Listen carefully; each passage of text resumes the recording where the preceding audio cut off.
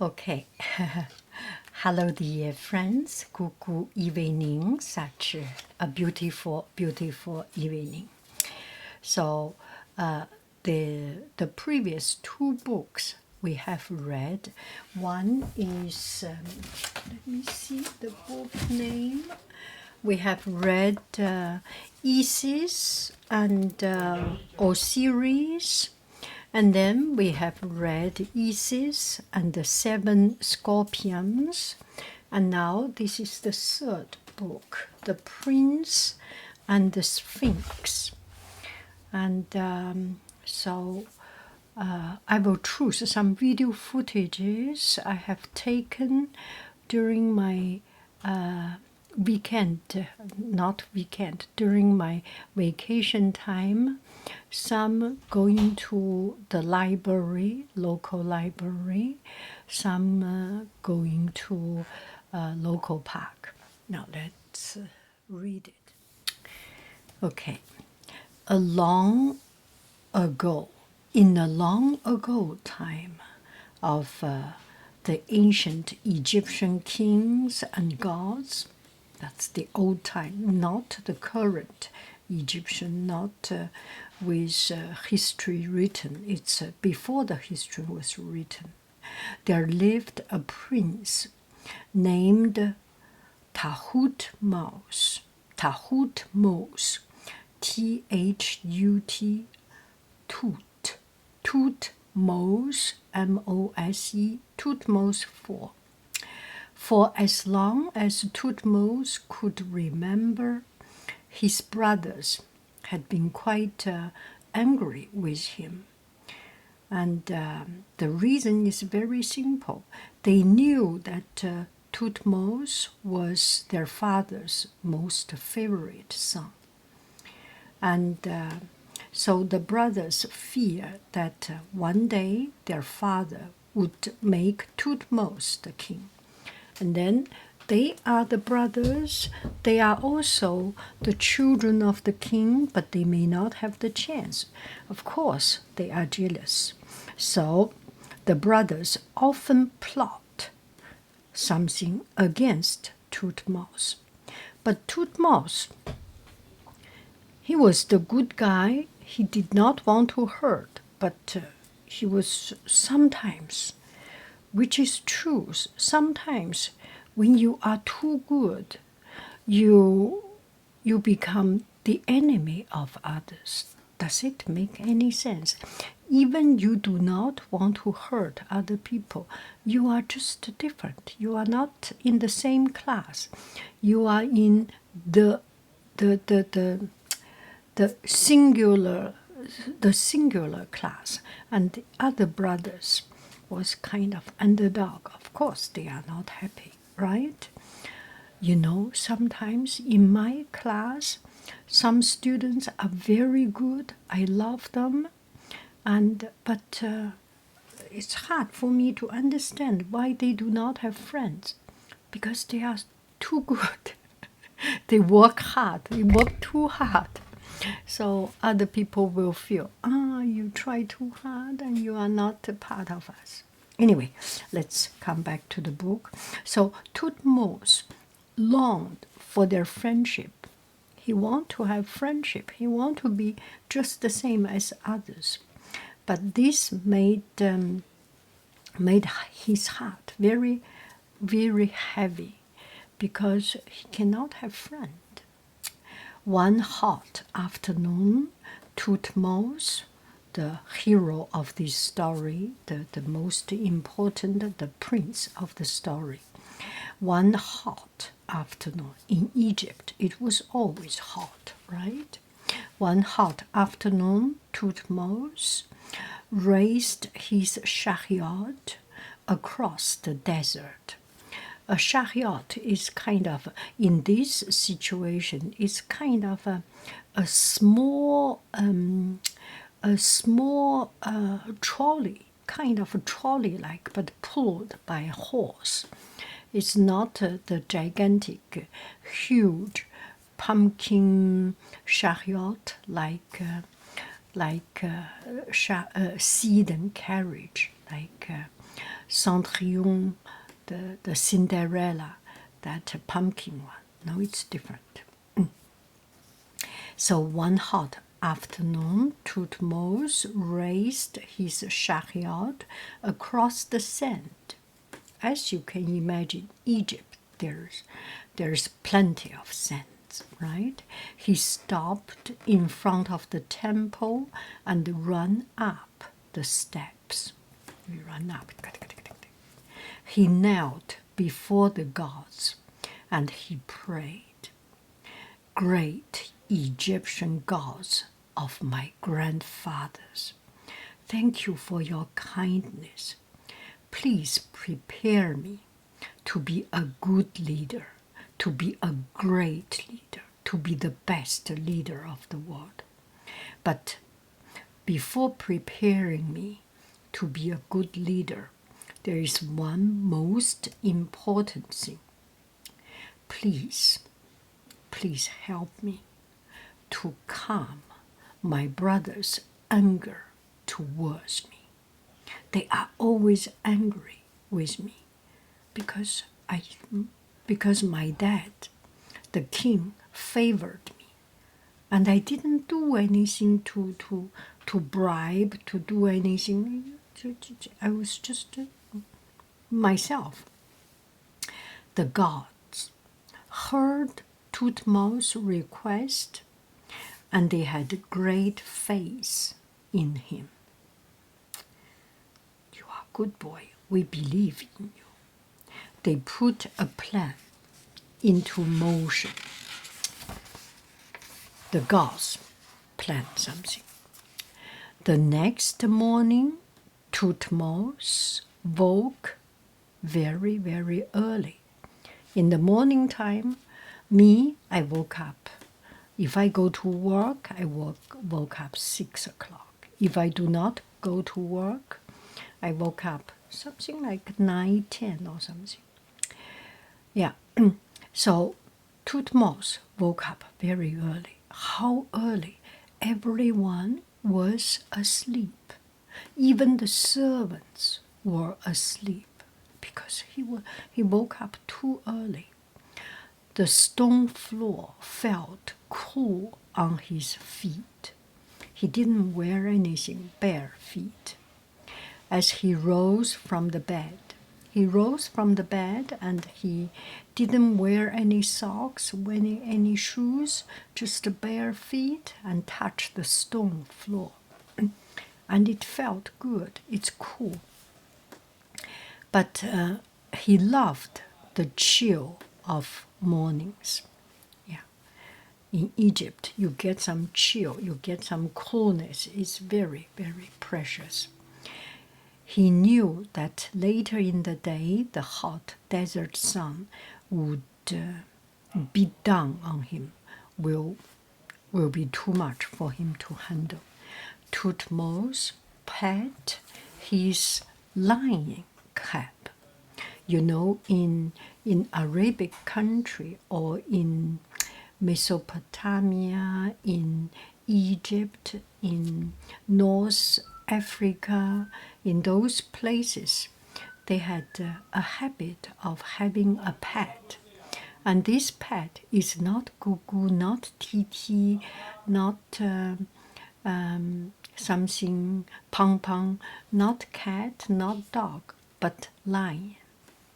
And his lion's name is Senji, Sendji.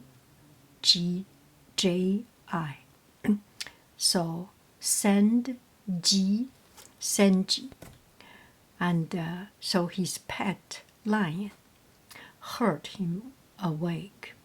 So she yawned and licked her paw like Gugu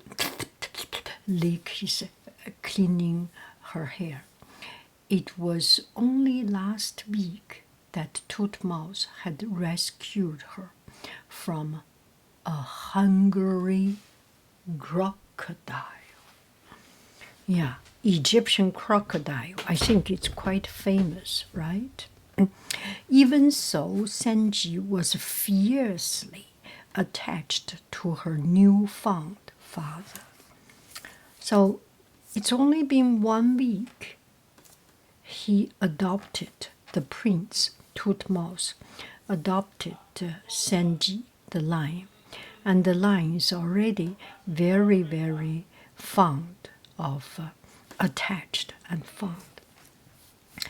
So Tutmos said, whispered to Senji, "Good morning, good morning, Senji, good morning. And you can come with me, but must be quiet and not wake anyone else." Senji was his pet and wanted to be with him, with the prince, and the prince wanted to be. Yeah, if I do anything, I would like to stay with my gugu, and if the two of us, like a partner in crime, PIC, doing things together will be more fun, right? But the condition, you cannot make any noise. You need to be quiet. So the young cub padded close behind Tutmos, and he just followed him. She just followed him, and the two of them left the royal bed chamber, sleeping room, another way to say it, bed chamber. Tutmos quietly left the royal hall and walked down the sandy path to where his friends, the Senifer twins. Oh, I didn't tell you. The Tutmos had friends, not his brothers, because his brothers were jealous, and his brothers were worried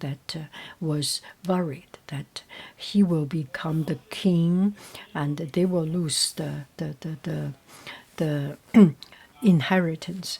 But he had friends, and the friends are Senifer twins. They are twins. So Tutmos quietly left his royal palace, royal home, and walked down, and quietly, sneakily, walking through the sandy path, and came to his friend's place, the Senifer twins. He stood outside the window. Good morning. He said, "Good morning. Good Senji morning." "Good morning," he whispered.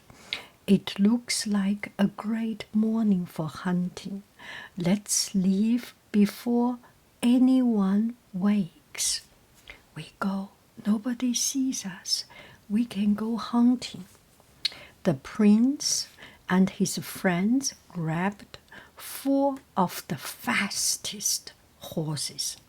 They found 2 of the lightest chariot from the royal yard, and they sped away. So the horse was carried. The chariot is something like a little trolley, little hand pushed little cart, and pulled by horse. And they had 3 people, Tutmos and the twin Senifer brothers. So the Senifer twin brothers have 2 horses leading their chariot, and the Tutmos has 2 horses pulling him. Anyway, so they left. So the 3 of them, Tutmos and his 2 twin brother friends, the 3 of them went out with 4 horses, went hunting. Nothing lightened the prince's heart more than hunting. He just loved hunting, and he he liked going to the nature and seeing, breathing fresh air and forget all about the troubles at home, which heavies his heart.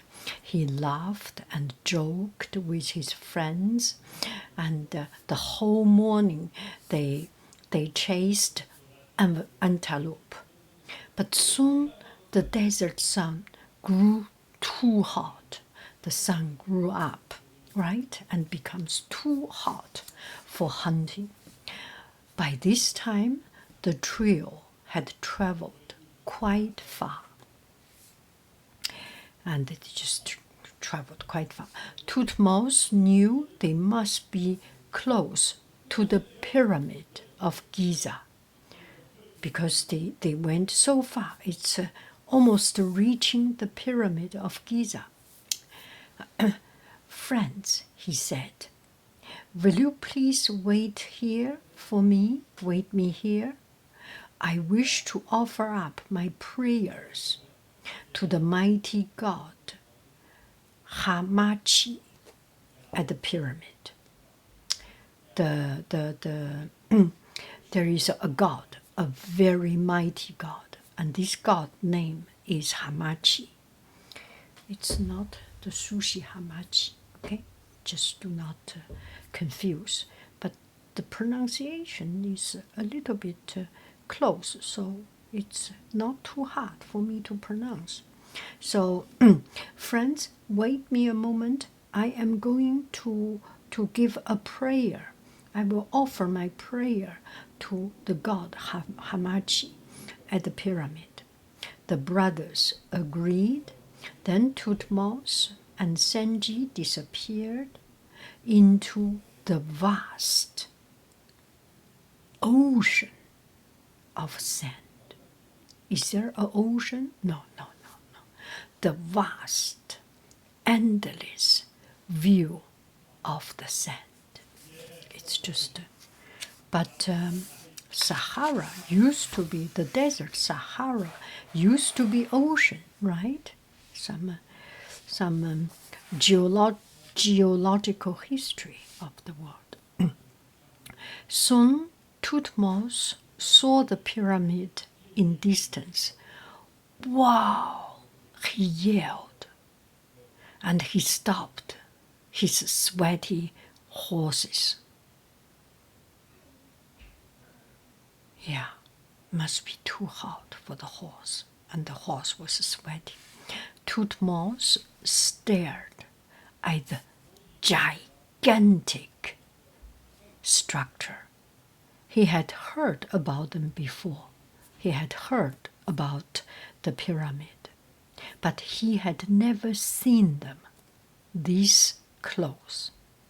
And now he's standing up close. They are magnificent, he cried. He fell to his knee in prayers. Tutmos let his horses rest for a moment, but he could not resist the pyramids. Soon he and his horses were speeding towards them.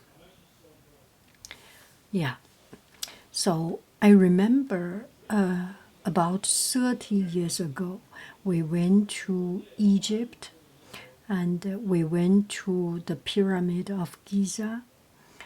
And when in picture you see, we have seen picture of the pyramid. Everyone can see it on the internet and on the picture book.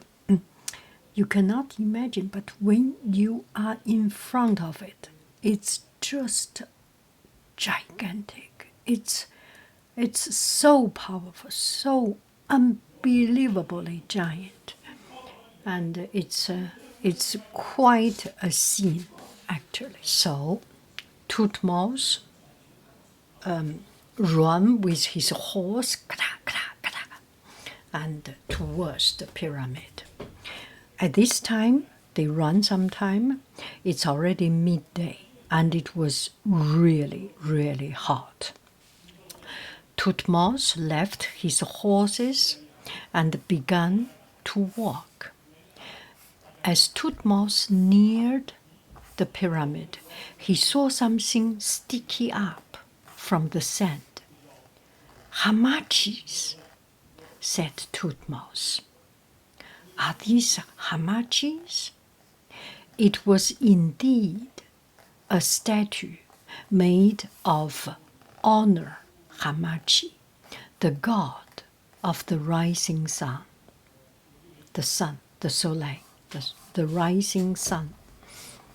The statue's face was the pharaoh of Khafra. Oh, the statue has a face, which was the pharaoh of Khafra, the king of Khafra. Its lion body was buried in sand. Oh, I start to see something. Yeah, the face of a king and the lion's body. Great God of the rising sun, you are strong and powerful. I thank you for your many blessings. Tutmos just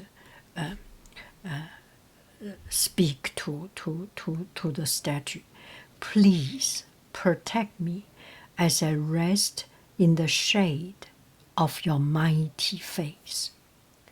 Tutmos lay down, but he did not sleep, for something above him rumbled. The ground beneath him started to tremble. Because it's too much sunshine, right? And so he went to the god of rising sun, and he saw the statue, and it was just too hot. So he wanted to take a rest behind the face of the sun, because the statue can overshade the sun. And just as he rests there, he was not about to sleep, but he started to feel something strange. The earth started trembling.